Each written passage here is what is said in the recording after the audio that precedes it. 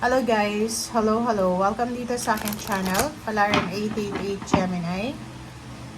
Gemini, alamin natin kung anong messages, vibration, gabay, energy para sa inyong lahat. Ito ay general weekly tarot reading. So, pakinggan mo kung ano lang yung positive na posibleng binibigay ng tarot cards. And yung negative na yan, huwag mo nang bigyan ng pansin. Okay? Okay. Peace and career. Gemini, ang ganda.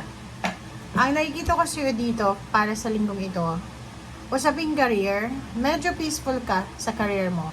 Kasi unang-una, nakikita ko dito, if ever man na unemployed ka, merong mga Gemini na magkakaroon ng pag-asa sila. Parang mararamdaman mo na, may pag-asa pa pala para makahanap ako ng trabaho. Next is, yung Gemini na nagwe-wish, nagmamanifest ng salary increase, higher position, makatravel abroad for work or for business, parang gano'n, or for leisure. Nakikita ko sa'yo dito na maraming possibilities. So, at peace ka. Parang, for past few months, namumroblema ka kung makakahanap ka ba ng trabaho or maayos ba, magiging stable. But this week, nakikita ko na sobrang positive yung result na ito, na sinasabi na at peace ka. Wala kang dapat na ipag-alala, lalo na kung tungkol ito sa trabaho or tungkol ito sa financial or sa pera. Okay.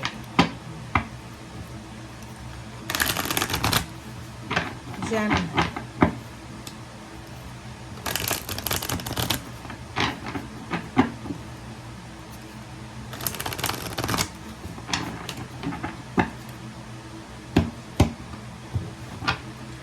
Okay, first card natin sa second deck is Crown Chakra number 7. Wow. So, nakikita ko sa'yo dito,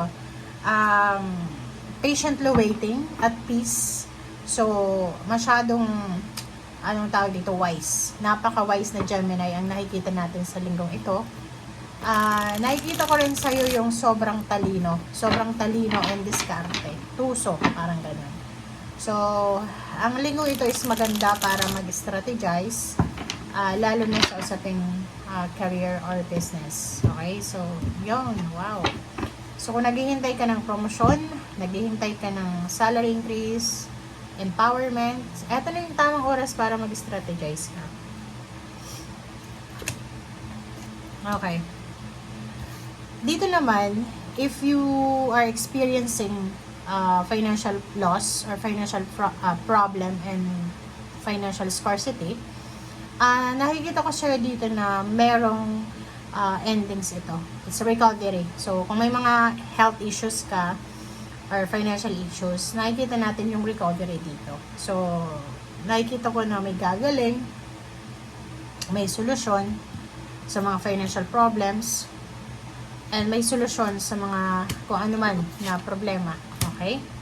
So, yung iba naman na Gemini dito is posibleng sila ay magta-travel very far, international or local, pero kailangan nilang mag-travel, kailangan nilang mag-relocate, bumiyahe para sa trabaho.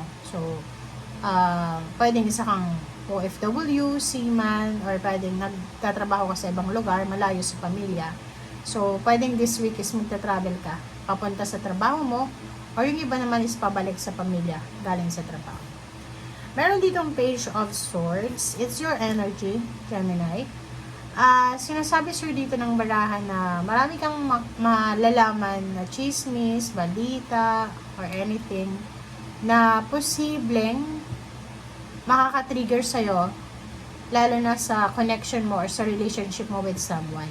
For example, may friends ka, or family members, intimate relationship, and makakatanggap ka ng balita or pwedeng chismis tungkol sa taong yun and sa'yo. So, parang may isang tao dito na magdadala sa'yo ng balita, bad news, na pwedeng masira yung connection mo sa isang tao, yung relationship mo sa isang tao. Okay, but luckily, nakikita ko sa'yo dito na may mga support system ka.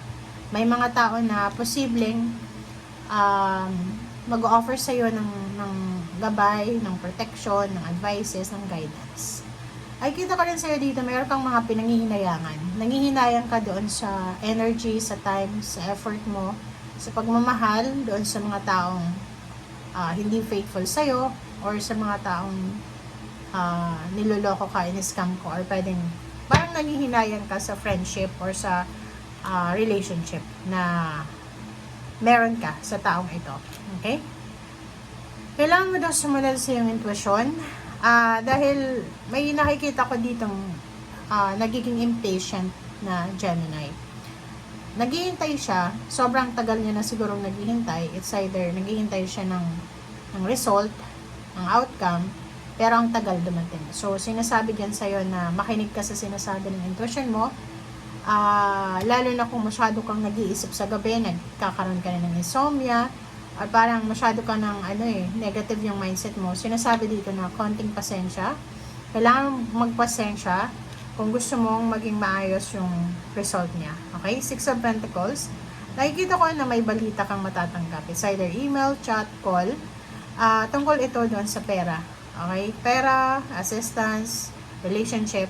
Nakikita ko, Gemini, na may parating sa'yong balita. Isang good news siya na pwedeng makatulong sa'yo. Na para siyang isang milagro, 'di ba? Yung parang unexpected blessing in disguise. Nakikita ko yung balitang ito is para siyang milagro na darating sa iyo na pwede niyang i-resolve lahat ng issues mo, and sobrang bilis na ito.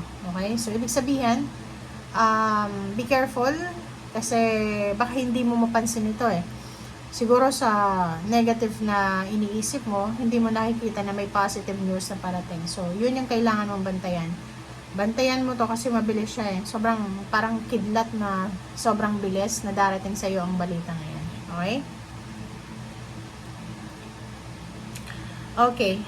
Yung iba sa inyo dyan, as much as possible, bigyan nyo yung sarili nyo sa linggong ito ng time para makapagpahinga, makapag-rest, makapag-rejuvenate. And nakikita mo tong strength card. Itong strength card na to is physical health. Ang Four of Swords is health. So mindset, mind or mindfulness. Sinasabi sa'yo dito na careful ka sa mga iniisip mo. Negative thoughts, anything na negative. Dahil pwedeng maging toxic yun na pwedeng makasira sa buhay mo or sa discard. Okay? Nakikita ko siya dito na isa sa mga wini-wish mo, lalo na trabaho, lalo na negosyo, source of income, yung parang pinagpipray mo sa Panginoon na sana ibigay na sa'yo yung financial health or financial wealth, parang ganun. Nakikita ko na may mag-o-open ng portal na financial para sa'yo, para matupad mo yung pangarap mo, financially and then emotionally. So, at sa ilalim niya, merong 10 of Pentacles. So, sinasabi sa'yo dito na emotionally and financially siya. Parang makukuha mo kung ano yung sagot. Parang milagro siya. So, yung portal ng happiness because of emotional or financial, yun yung magbubukas sa'yo starting this week. Okay? Thank you guys. Bye!